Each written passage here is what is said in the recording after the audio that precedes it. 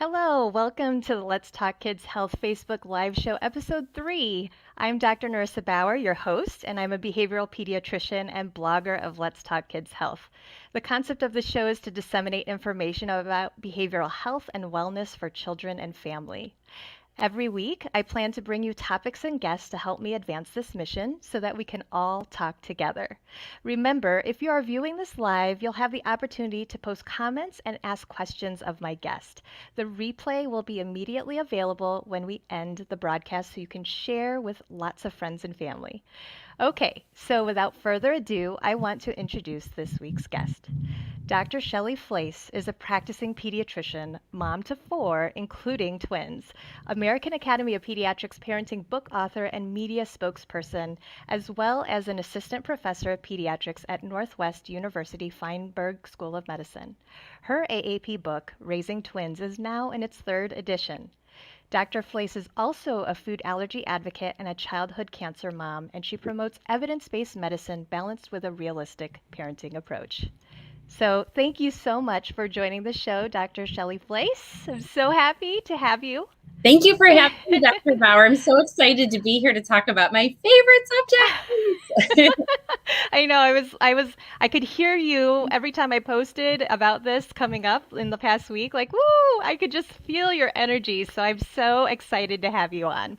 Absolutely. So I want to just get started since we don't have a lot of time, and I know that everybody watching this has lots of questions, so I want to make sure we leave time for them. Okay? So let's start with, obviously, strategies for tired parents, raising twins in that first year and beyond. And I have not been there, but I know how tired I was with each of my newborns. So, gosh, you are amazing. Well, Please share. and I think, and we kind of talked about this when we connected before we went live, how parenthood and life in general throws you curveballs. And sometimes we as human beings don't realize what we're capable of until we have no choice. And I remember in my pediatrics training, we did a lot of NICU time. And so we would attend a lot of twin and triplet deliveries because they were usually early and high risk.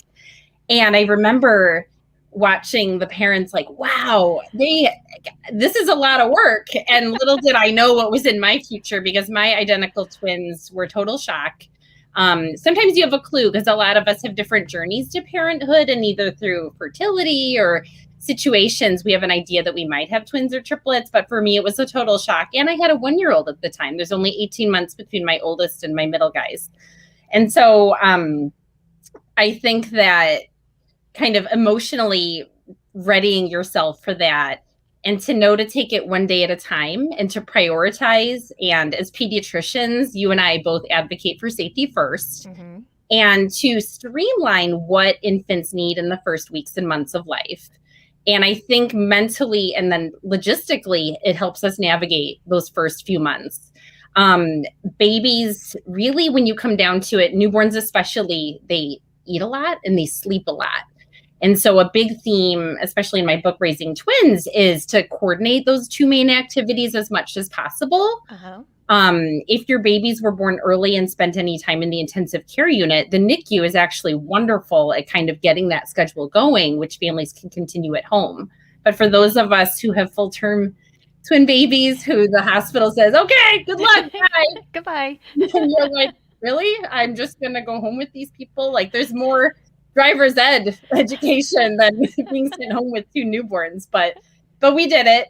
But assuming that they're both healthy and growing well, and that one doesn't have special health needs, because that obviously impacts your schedule, but to feed at similar times and then to put them down for naps at similar times.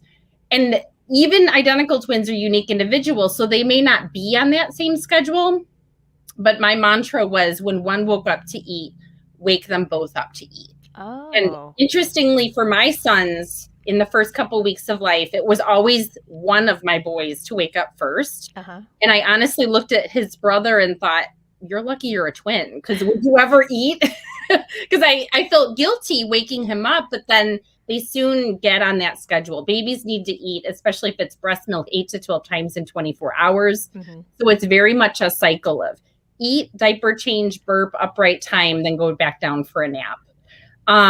So if you can coordinate that, And I always tell parents in my office, I'm a primary care pediatrician, that you can do anything in the short run, but we're in this for the long haul. And so sometimes parents start off like feeding on demand each kiddo and kind of going on different schedules, but very quickly that will add up. Mm-hmm. And so to do yourself a favor and keep looking to the next steps. And I think that's a big theme of parenthood. It's a moving target. As soon as you get used to whatever phase you're in, your kids will be like, okay, we're doing this now. And then, I mean, you're a developmental pediatrician, so this is your life. That is so true. Like you're like, as a parent, you're like, oh, okay, I guess we're doing this stage now. So you're learning from your kids as much as they're learning from us. So. Right. So coordinating schedules and prioritizing and streamlining, and also emotionally knowing that your journey as a twin parent is much different than friends, family, neighbors who have single-born children. Mm-hmm. And I give so much credit. I have a lot of families I take care of with twins who have twins first. And I bow down to them because I had a single-born child and then I had twins. So I felt like individually, like I knew how to be a mom. And then, okay, now we're going to do it twice. Whereas twin parents, like, boom, here you go. Like there's enough of a learning curve as a first-time parent, but then you're doing it twice. Yeah. I always make a point to tell those families, like, you are my hero. But to know that you might have friends, family, neighbors who kind of have a loosey-goosey schedule in infancy. They kind of go by the child's cues. We as twin parents are a little bit more regimented. And to know that you're doing yourself a favor, you're doing your kids a favor by staying to that schedule. And you might even get judgment. I remember at a family gathering out of state, I was questioned about my kids' need for naps at certain times. They were babies at the time, and then their brother was like a just turned 2-year-old. And I had to smile and nod and just know that this is what worked for us in our family. Mm-hmm. And to know that other parents may not get it. And so to connect with other parents with twins is huge. Thanks goodness with the internet and technology, especially in a pandemic, there's lots of online groups for parents of twins clubs. My twins are now 17, so we had actual in-person meetings back in the day, but it was really logistically hard to get to those meetings. But emotionally, if you got good tips, that's awesome. But just to know that there's other people doing what you're doing was very emotionally helpful, because twins, while being more common now than a couple decades ago, it's still not necessarily something you'll see in your friend group. So to reach out and connect is huge. Mm-hmm. Can I ask you something? Like you said, coordinating to get out of the house. Like, do you have any tips or strategies? But like, I mean, it's crazy when you only have one. I can only imagine. Yes. And I feel like, because all 4 of my kids are born within 4 years, I feel like for years, whenever we needed to leave the house, someone would poop. And like, whether they were in diapers or toilet training, because if you have a child toilet training and they say if they have to poop, everything stops. You're not gonna say, oh, just hold it. You're going to the toilet. So I will say that, and I joke with my families with twins in a pandemic, because I always give them a lot of credit. Like, it's stressful in a pandemic. It's stressful having newborn twins. And they're like, well, we're not going anywhere anyway. And so what's weird this 11-month, 12-month stretch is that we're simply kind of homebound, which I don't want to celebrate and say, yay, that's great, because it's been really challenging in other ways. But I will admit that in the first few months, you're just kind of hunkered down. And as a pediatrician, I advocate for that too, from an infectious disease standpoint. Kiddos that age haven't gotten all their well baby vaccines. And so they're at particular risks, especially for twins who were born early and had respiratory issues when they were first born. You do kind of want to lay low. And the beautiful thing is you can get your groceries delivered. You can do a lot of things that you don't necessarily have to bundle them up and get them out. So I would say for mental sanity in the first few months, you're not necessarily going out. But especially as kids get older, and toddler twins have so much energy, like to bundle up even on a cold Chicago winter day, I live in Chicago, is huge, because we got to get our heebie-jeebies out. You got to get your energy out. You have a change of scenery, because cabin fever is real, and pandemic isolation stress is real. Yes. So here we are, like at 11 months into this. Yes.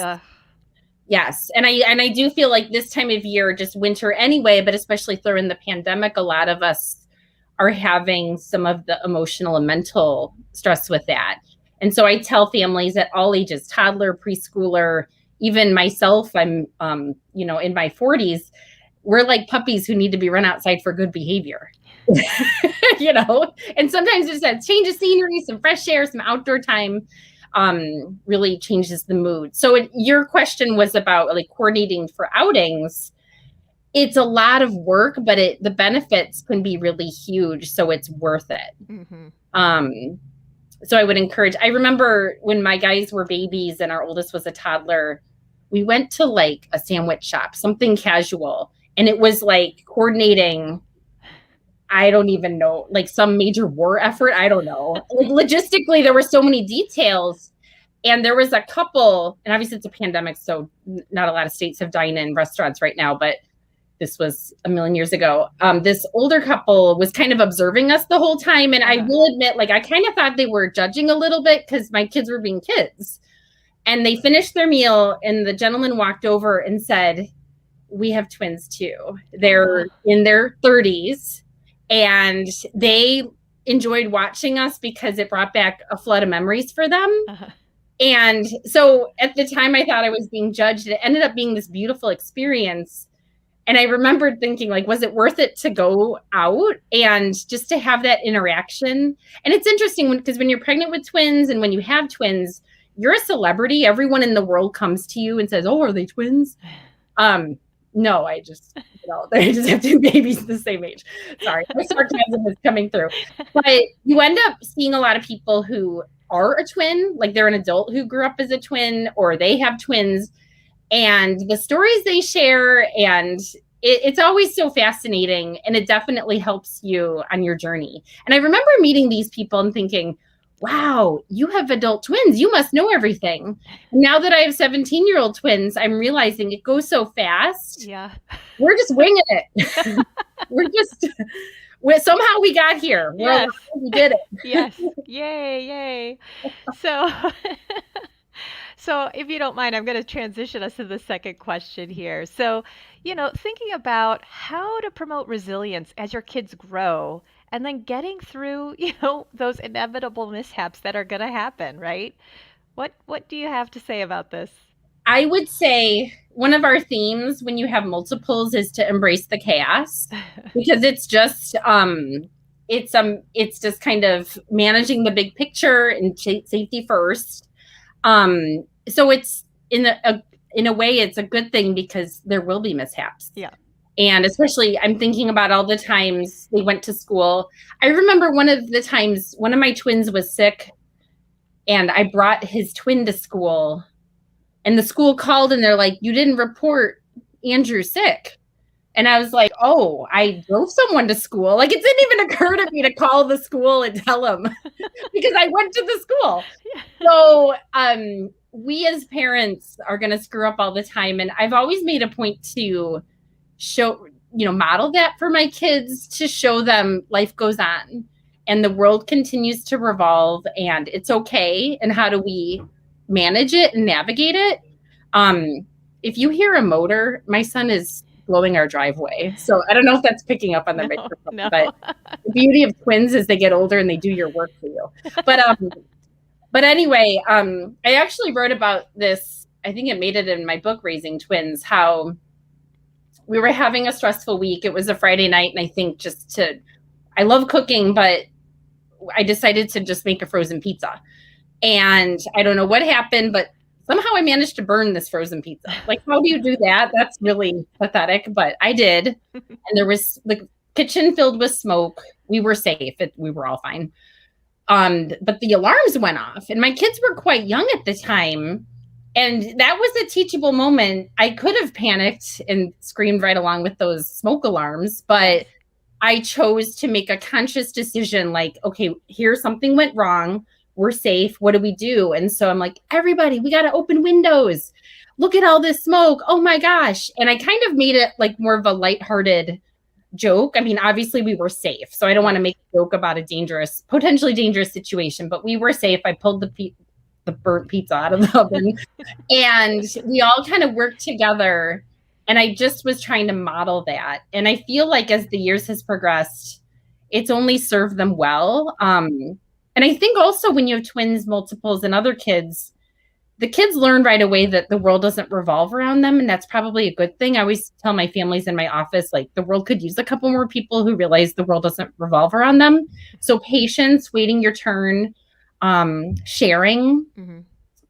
These are all life skills that are built in when you have a twin.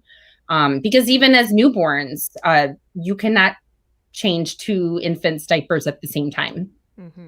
You just can't. Yeah, and so true. They have literally spent their whole life waiting their turn. And so in terms of resilience, I think that that's been huge. Can I ask you, because it's interesting, because I do parenting book club every month, and we just finished Siblings Without Rivalry last month.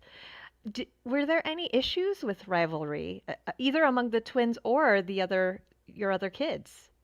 I will say, then this is a great question. Thank you, Dr. Bauer. I was lucky that one of my brothers, his wife, is a single born child with sisters who are twins. Oh, okay. And so early in my pregnancy, she said, "Don't forget about Matthew, my oldest." And I thought that was such an interesting perspective. And it was such a gift. I'd like to think I wouldn't have forgotten about him.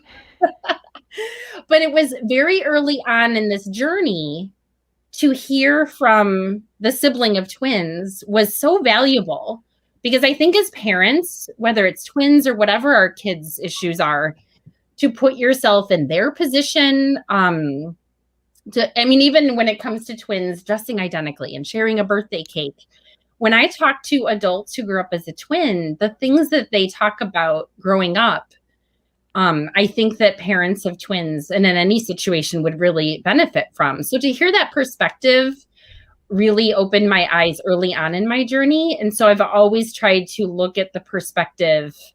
And for my sons being identical, like for decisions like should they be in the same classroom, very logistically, I was always worried with them growing up that classmates, the teacher all year long would be saying, "Which one are you?"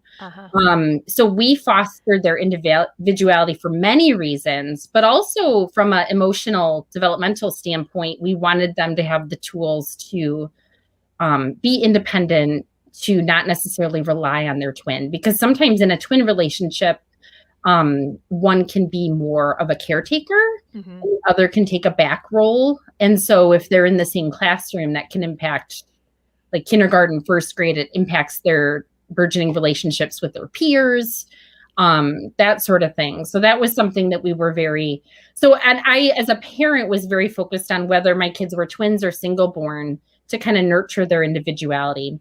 And then I think we're going to get to this in a little bit, and you'll have to forgive me because I seriously love talking about twins, as you can tell, because I'm just that's okay. I love it.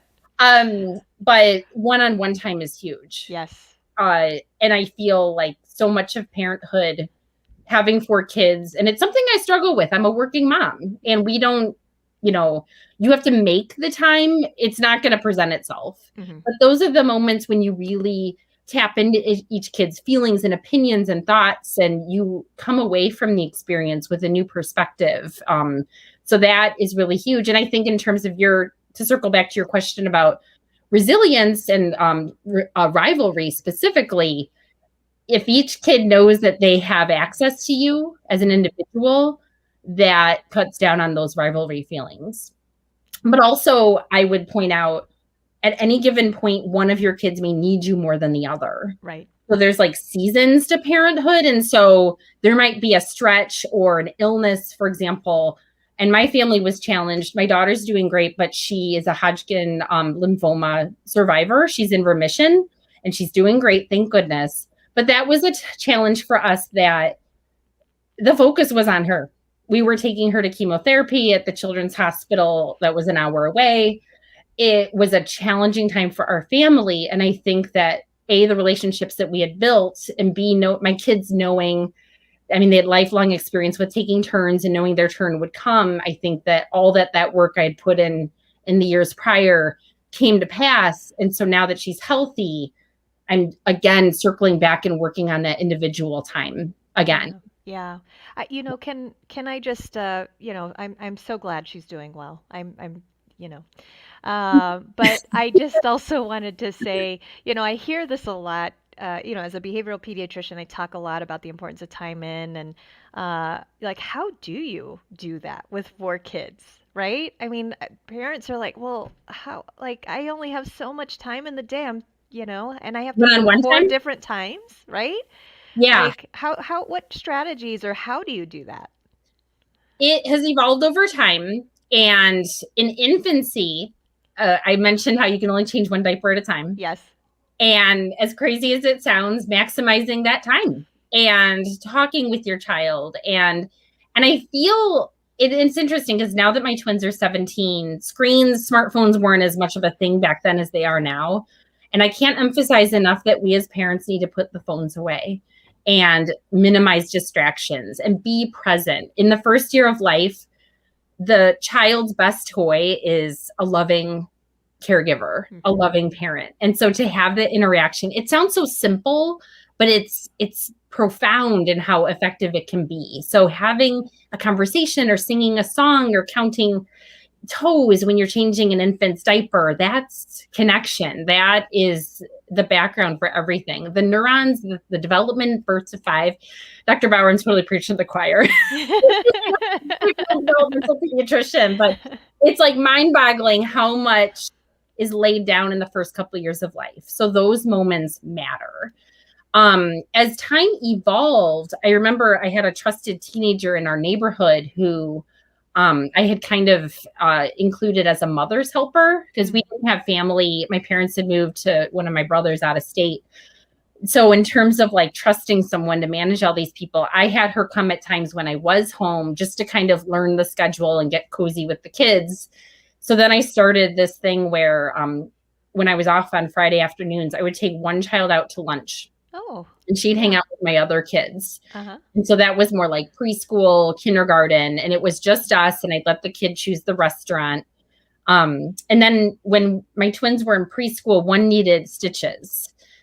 It's a long story. I will get it. And it's not when you break a bone against stitches, it's not if, but when. Right. But we were sitting there, his dad and he's getting stitches. And I realized this is really sad. My children never get mom and dad all to themselves unless they broke a bone, need surgery, get stitches. So at that moment, I literally was watching his face get fixed. I thought on birthdays, we're going to take each kid for one-on-one birthday meal alone with mom and dad. Oh. And it sounds so like simple, but that's been huge. And we haven't done that this year. It's a pandemic. We haven't done that this year. Yeah.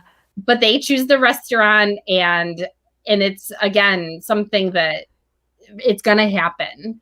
And then stolen moments. When one of your kids is off playing Legos or reading a book, say you've got the other guy available, grab a board book, sit down and read a story.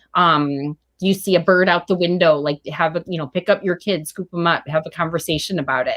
Like those stolen moments, I think in the hectic day to day, especially as a working parent, doesn't always happen, but like look for the opportunities and make the most of them because they do add up. And I will say one more thing, because my family was all out of state and I had 2 brothers in 2 states and my grandmother lived out of state. And it was really, not in our budget to fly everyone to visit these loved ones. Right. So I would take one child on a one-on-one weekend trip. So it was like win-win. We visited family. It was more affordable. And then to have that experience just one-on-one was huge.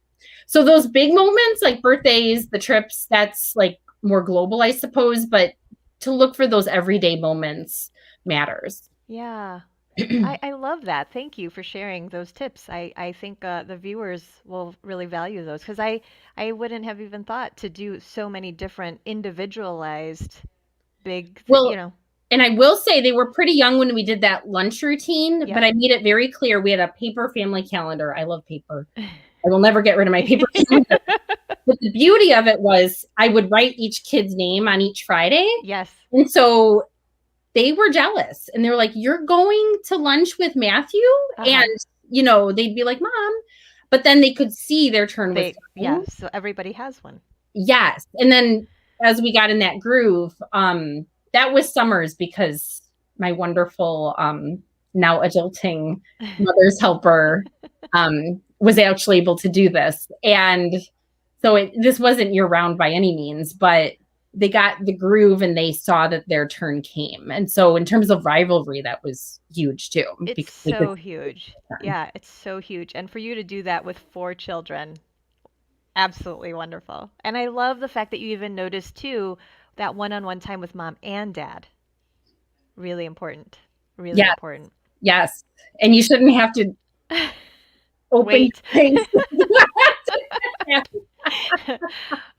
Can I get back to something else that you had said earlier? Because I think these are some questions, where you said that, sometimes in the twin relationship, one may be more of a caregiver, caretaker, speak for the other twin, right?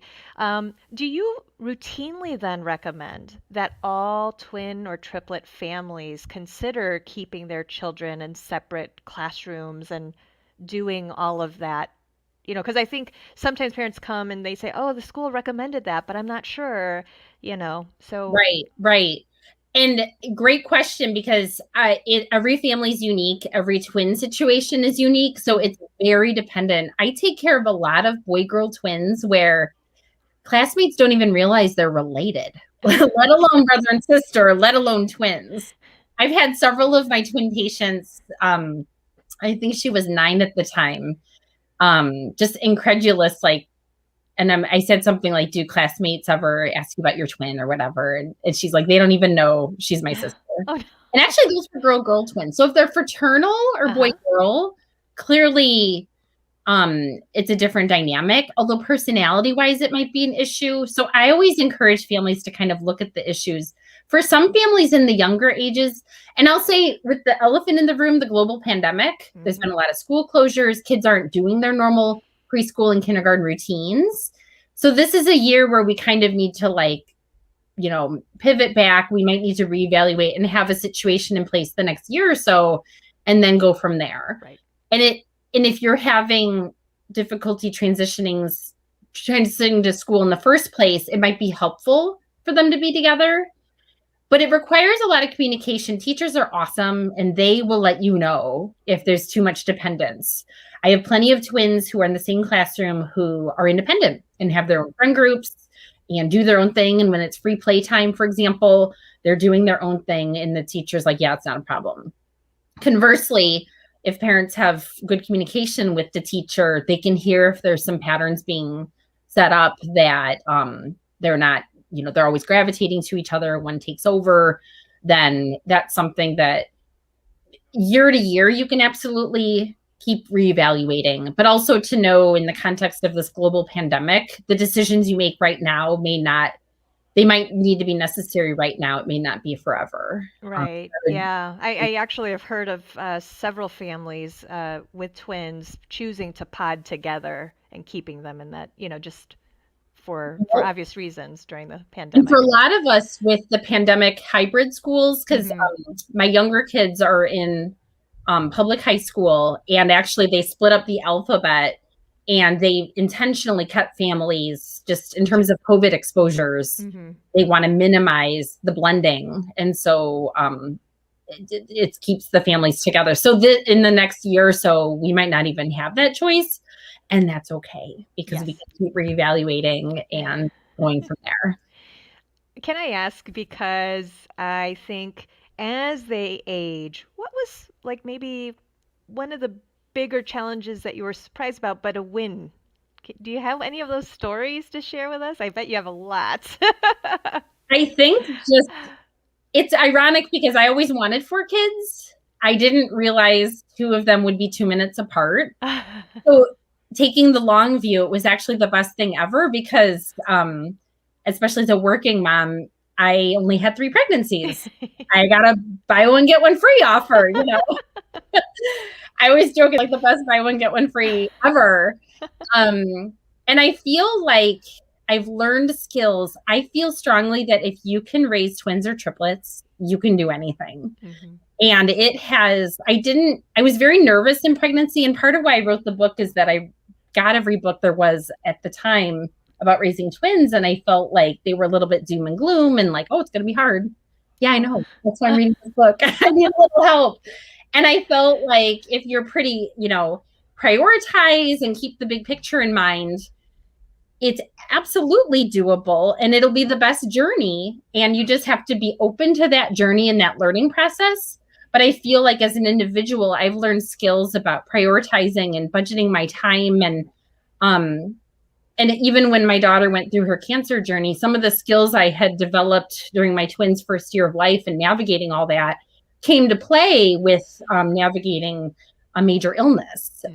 So in a way, the silver lining is I've learned so much. And the best part is I have them. They're just, mom pride here, but they're amazing human beings. And I'm so lucky to be their mom. But I did want to point out, because you had shared on your Instagram that beautiful quote from E.M. Forster, and I want to say it right, so I'm going to read it. Mm-hmm. We must be willing to let go of the life we have planned so as to have the life that is waiting for us.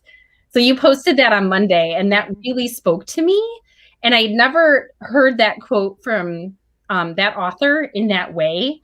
And I feel that parenthood is a journey that we kind of have expectations. We think about what it'll be like, but the reality of it may not be what we had imagined or planned, and that's okay. And to meet our children where they are, I'm a big fan of meeting children where they are and to enjoy the journey that you're actually on. Mm-hmm. Because some of us may realize we're going to have twins and some of us don't, but similarly, there's an analogy of in terms of your child being born with certain differences. The analogy is, I'm blinking out. You think you're going to Italy, but you actually go to Holland. And it's called Welcome to Holland. Have you heard that one? It's beautiful. I haven't. And so basically you're planning this journey, but then your plane lands and you're somewhere else. Yes. Mm-hmm. And it's beautiful and there's moments but it may not be what you planned, but it's beautiful. It's Holland. Yeah. So check it out. It's amazing. And that's not twin specific. That I think it's a universal theme of parenthood. Yeah, I do too. And thanks for sharing that quote, because that one did speak to me too. So I wanted to share that. So 2 last questions, and then we'll talk about your books and all of that. So one question that I had when I was thinking about was, again, thinking about that Siblings Without Rivalry book, they were saying, not to make comparisons. But you've got kind of a built-in comparison when you have twins or multiples. How do you avoid that? Or what do you do if one is really developmentally moving ahead and the other one seems to be lagging behind?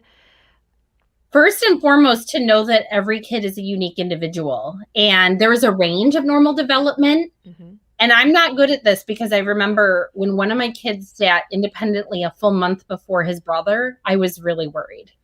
They're fine. And so as a pediatrician who takes care of a lot of twins, I'm constantly reminding parents, remember they are individuals. They have their own journey.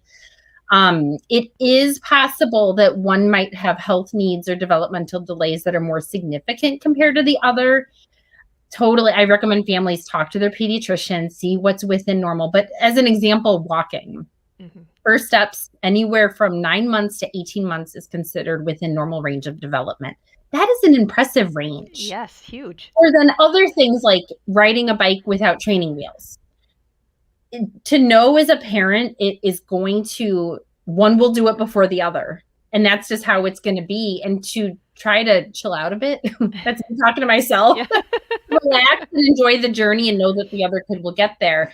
But I would say that if there are significant differences, it is always smart to bring up those concerns with your pediatrician, because the whole idea of early intervention is if we can identify if there's a delay or an issue to help that kiddo out. And services are still happening even in a pandemic. Mm-hmm. So don't wait just because it's a pandemic. It's still valuable. And I always tell my families to go to the CDC has an app. It's a milestone tracker app for development. Yep. And it's amazing. You plug in your kid's birthday. They're like, they should be doing this, this, this. And and what I also love is that it's like, and here are things you can do to boost your kid's development. I love that. Yeah. And that's especially for, I'm older now, but for the generation that is having babies at this point, apps, having something in your phone like that is very helpful. So I encourage all families to put that in their phone, check it out. And then if you have concerns, either bring it up at your child's well check, which even in a pandemic, pediatricians are doing everything they can to make offices safe, separating healthy and sick visits, for example. Or you can make a separate visit, whether it's telemedicine or bringing your child in for a separate evaluation. And I will say that parents should trust their gut. You know your child better than anybody, even your pediatrician. So if there's a voice in the back of your head, like something isn't right, it's always best to ask that question, have it checked out.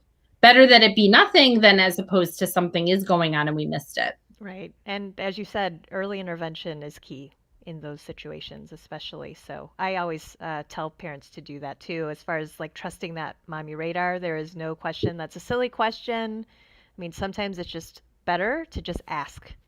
So absolutely. Absolutely. And then for families, new to the journey of twins, triplets, and you did mention early on support. Like, are there organizations kind of across the board that you can kind of find, or does it just depend on your community? Yeah, there is national, and I love the language because it used to be mothers of twins and now it's parents of twins. Oh, good. Yes.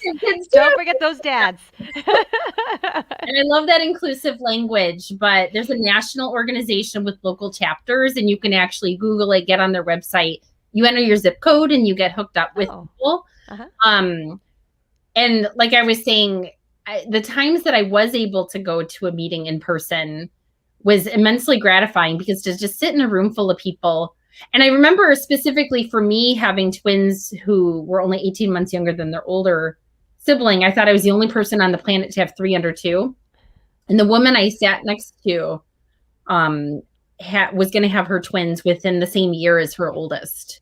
So like Irish twins, Irish triplets. And I met her immediately and I'm like, these are my people. You all get it. And so even now online, I connect with those people. But I think that even if you're not actively, and I think it's important to know as a parent on social media, in terms of sharing pictures of your kiddos, stories about your kiddos, you want to be safe about how you share your child's information. But as an example, there's even a physician moms group for parents of multiples. And it's so interesting to me because there's a different tone and vibe in that group compared to my other parent groups, because we keep it real and we're in the trenches and there's just a different perspective. And I definitely feel those are my people. Oh, it's great to have your tribe and know who to turn to, people who get you, and you don't have to explain yourself. And then also not only to get tips, practical advice, like, oh, we're dealing with this. What do you think? Even if you don't get helpful advice, just that commiseration is huge. But then also as your kids get older and then there's a family that has twins, you can share what you've learned. Right. And you realize how far you've come. And I think that's huge. And actually, I'm such a Star Wars dork.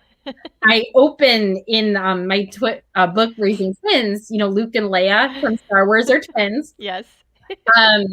Yoda tells Luke to pass on what he has learned. So I open with that quote from Return of the Jedi because I'm a dork. But I think that for us as parents of multiples, like to pass on what you've learned, it's part of our process. Yeah. In medicine, we have an expression like see one, do one, teach one. Yep. And I think just as a parent too, that's to be able to help others on their journey is huge. Huge. You give back. Mm-hmm. Well, so let's talk about your books, and that way those of us who are watching will know if they haven't gotten the book. So let me just throw this ticker on here, but can you tell us a little bit more about it and where you can get it? Yeah, so Raising Twins is now. Oh, yes. Whoa, twins. Look at that. We're kidding. But it's now in its 3rd edition, which I'm so excited because that means someone other than my mom has it. And like I said, the journey to write that book came about very organically, as they say, because I just felt like there was a need for a positive can-do filled with practical advice. Yes. Safety tips from a pediatrician mom who had done it. Yeah.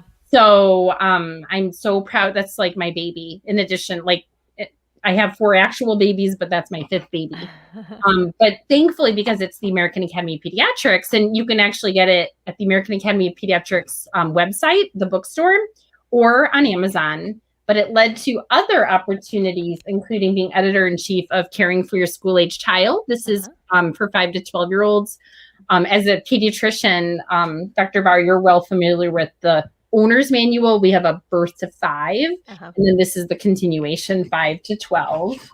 And then also the Big Book of Symptoms, which I'm co-editor of, and there's a Mandarin version. I don't read Mandarin, so I'm told that's what it is. So, but it's been just a joy because as a practicing pediatrician, I love the connections I make with families in my office, but then to be able to connect with twin parents, not only from the country, but the globe. It's gotten a great response, and it's been just so fun to connect and share.